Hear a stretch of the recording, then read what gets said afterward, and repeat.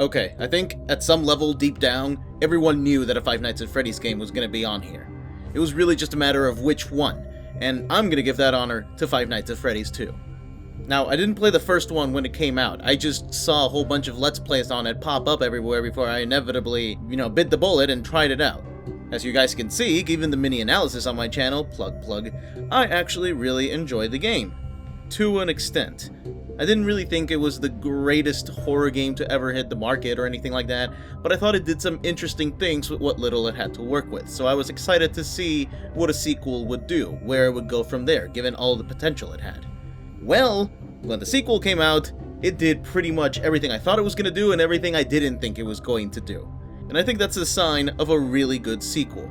Now, the game is still minimalistic in the sense that it still uses those panoramas, still images. There's very little that's being worked with here, but it still provided a better experience for everyone. It expanded on the lore, it expanded on the gameplay, it amped the difficulty, it made things creepier, it made things harder. And of course, once you get into the later difficulties of the game, it can almost get absolutely unbearable and it stops being scary. But I think that difficulty is actually what gave it more replayability once the scares inevitably wore off. I think the fascinating thing about Five Nights at Freddy's 2 is that it acknowledged that at a certain point, the scares were going to get stale.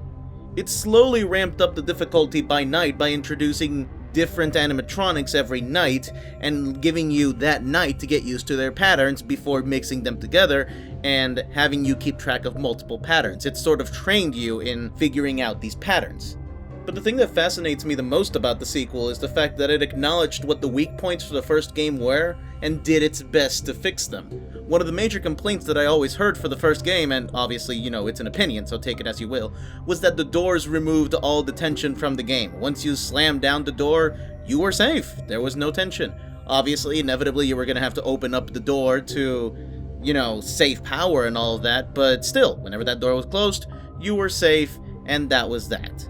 However, the sequel changed that for the mask and the flashlight, which work similarly, but not the same. Wearing the mask does offer you some protection against certain animatronics, but the fact that different animatronics have different patterns actually make it so that wearing the mask doesn't end the tension, because you don't know if these other animatronics are going to come at you. And the flashlight does run out of power, and it only works against one animatronic, so you can't use it against the other ones. But the point is, between the different mechanics and the different patterns that the animatronics have, it makes the tension last, whether the game is still scary or whether the game is just really freaking hard. I'm not going to talk about Five Nights at Freddy's 3 and 4 because, quite frankly, I didn't think that highly of them, and I don't really want to bring down anyone who did enjoy those games, because I'm sure they are good games.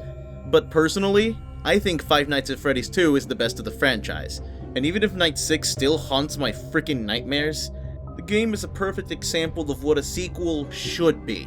It shouldn't just be the same game all over again. It should acknowledge what the first game did wrong, work to fix what was broken, and improve what was good about it. And that is exactly what Five Nights at Freddy's 2 did.